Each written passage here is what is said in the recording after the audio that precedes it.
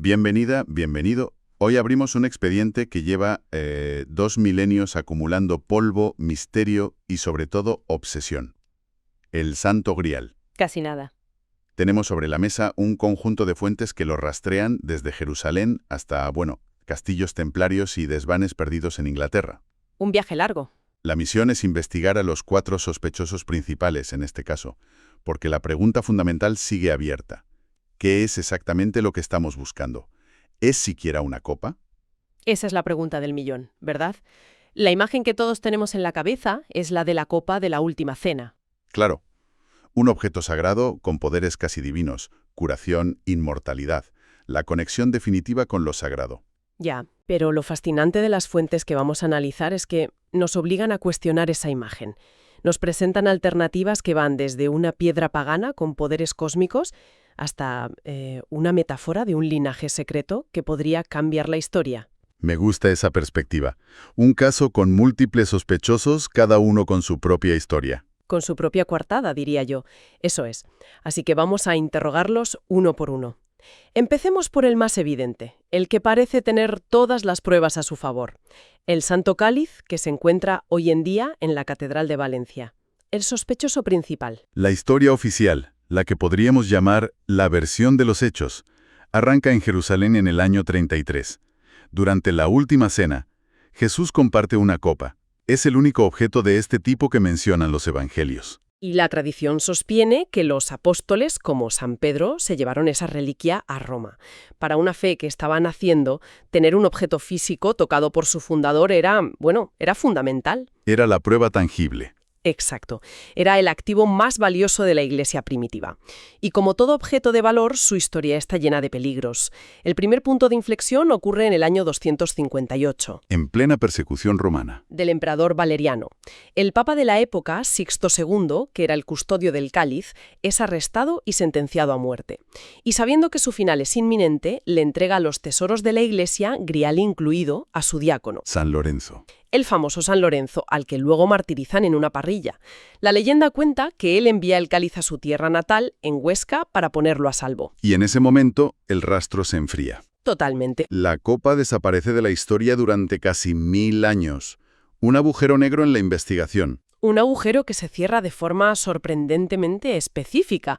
El 14 de diciembre de 1134, en el monasterio de San Juan de la Peña, en los Pirineos, un monje está haciendo inventario. A ver, y entre una lista de posesiones, escribe una línea que es música para los oídos de cualquier historiador.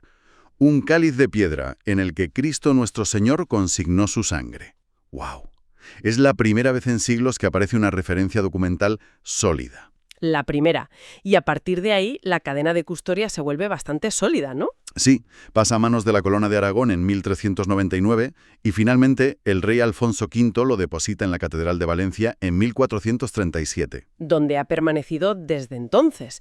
Y el objeto en sí es fascinante, porque no es el típico cáliz de oro y joyas que uno se imaginaría. No. La parte superior, la copa propiamente dicha, es un recipiente humilde de ágata cornalina. Vale. Los arqueólogos lo han datado entre el siglo IV a.C. y el siglo I después de Cristo, y su origen es de la zona de Palestina o Egipto. O sea, el lugar y la fecha son perfectamente compatibles con la época de Jesús. Perfectamente. La base, las asas y las joyas son añadidos posteriores, de la Edad Media, como para vestir la reliquia y darle la importancia que merecía. O sea, tenemos una trazabilidad documental que, aunque con un gran salto, parece plausible. Tenemos un objeto físico cuya datación encaja y además tenemos el respaldo de la propia Iglesia. Sí, papas como Juan Pablo II o Benedicto XVI han celebrado misa en Valencia usando ese cáliz y refiriéndose a él con una fórmula latina muy específica, Praeclarum calicem. Esta ilustre copa. Exacto, la misma que usaban los primeros papas para hablar del grial. Parece un caso casi cerrado. ¿Cuál es el problema? El problema es lo que no tiene. A lo largo de toda su historia documentada, a diferencia de otras grandes reliquias como la sábana santa, Claro. al cáliz de Valencia jamás se le ha atribuido un solo milagro.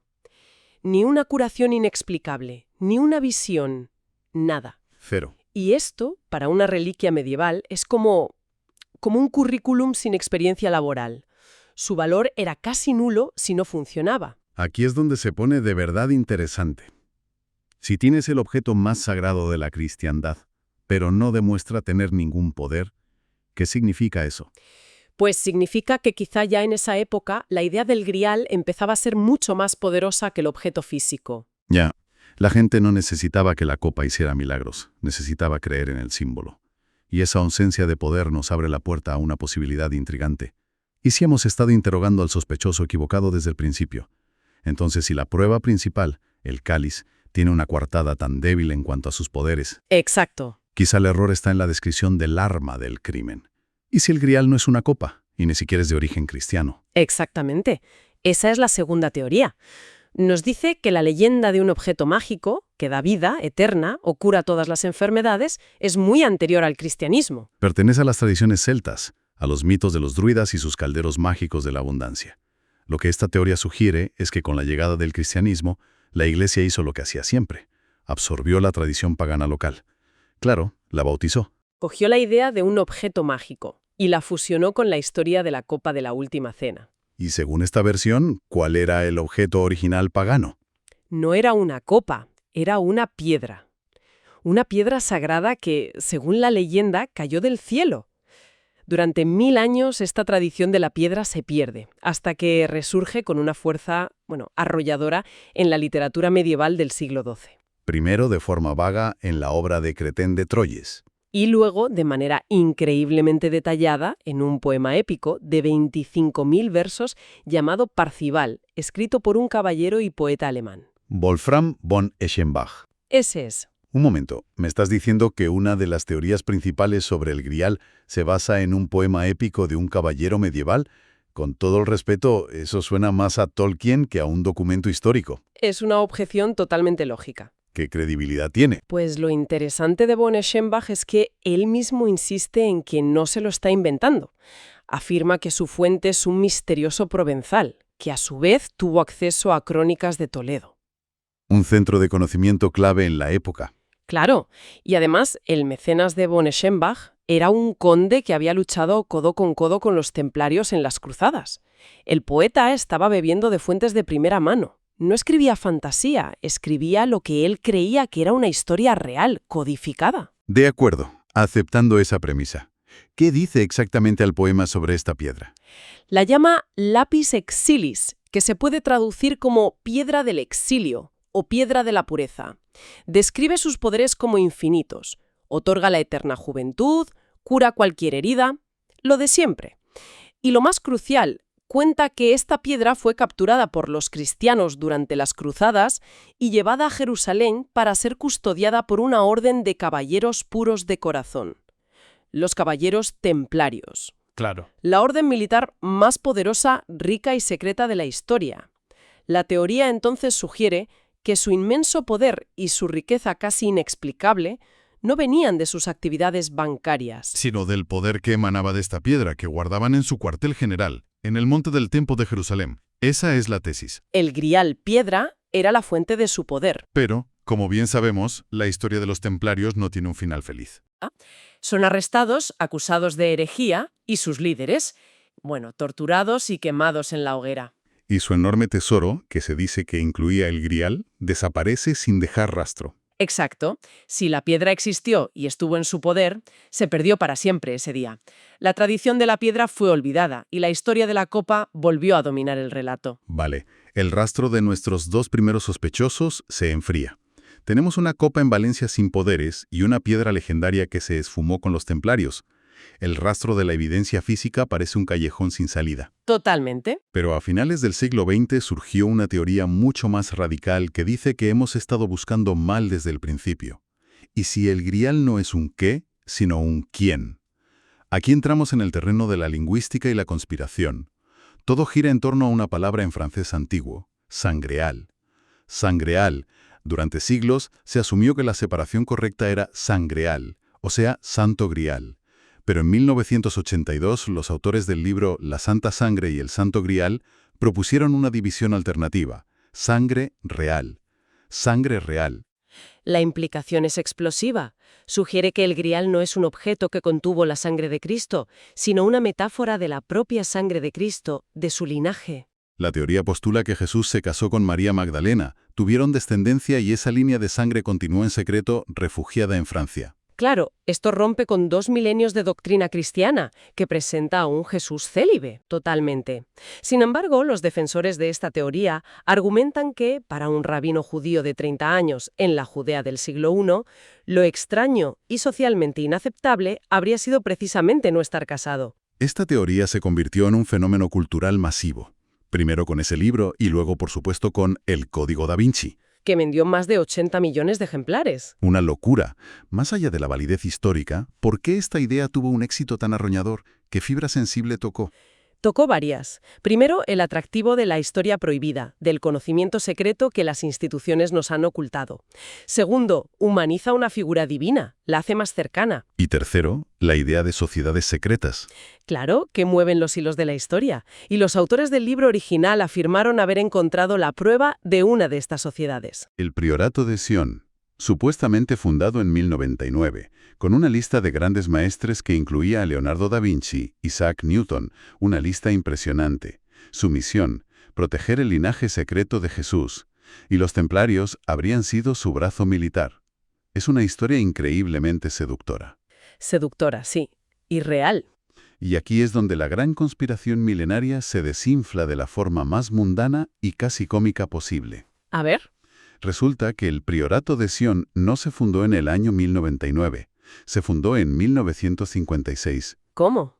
Fue un engaño elaborado por un estafador francés llamado Pierre Plantard, un hombre con delirios de grandeza que quería inventarse un linaje para reclamar el trono de Francia. Me estás diciendo que todo se basa en un fraude moderno. Totalmente. Plantard falsificó pergaminos y documentos, los plantó en la Biblioteca Nacional de Francia y en otras bibliotecas y construyó pacientemente una mitología a su alrededor. Y los autores del libro encontraron estos documentos y, sin verificarlos a fondo, los tomaron como auténticos. En 1993, durante un juicio por otro asunto, el propio Plantard confesó bajo juramento que se lo había inventado todo. El caso de la sangre real se derrumbó. Por completo. Es asombroso. Una de las teorías más influyentes de nuestra era basada en una mentira. Pero, aunque el engaño del Priorato de Sion quedó expuesto, hay un personaje que se ha quedado en el centro del misterio: María Magdalena. Efectivamente. Y eso nos lleva directamente a nuestro cuarto y último sospechoso. Así es. Esta última teoría, defendida por el investigador Graham Phillips, vuelve a la idea de que el grial sí es un objeto físico, una copa, pero argumenta que ha habido una confusión histórica. ¿En qué sentido?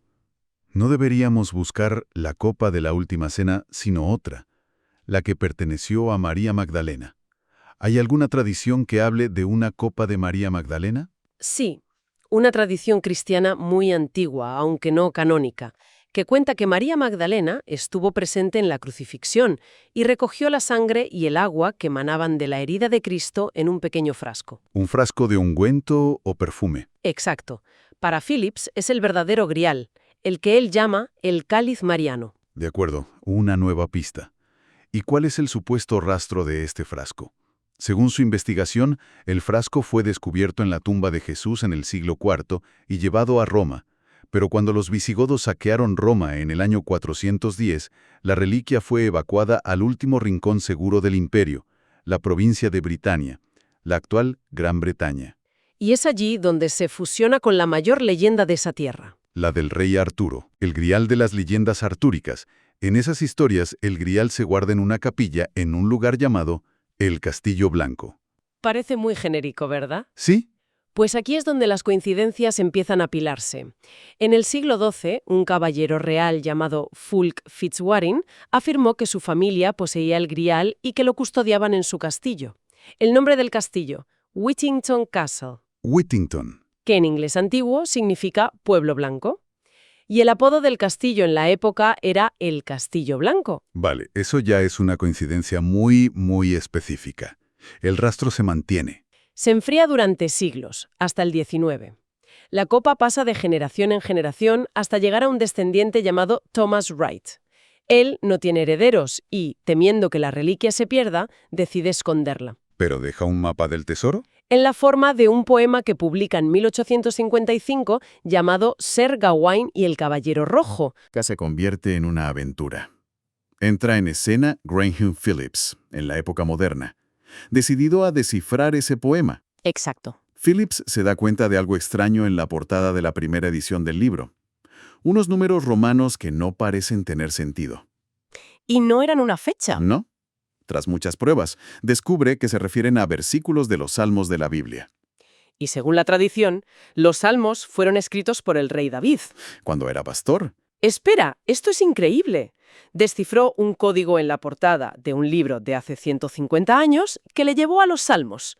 Esto es digno de una película. totalmente. Y los versos de esos salmos, interpretados como un mapa, lo guían.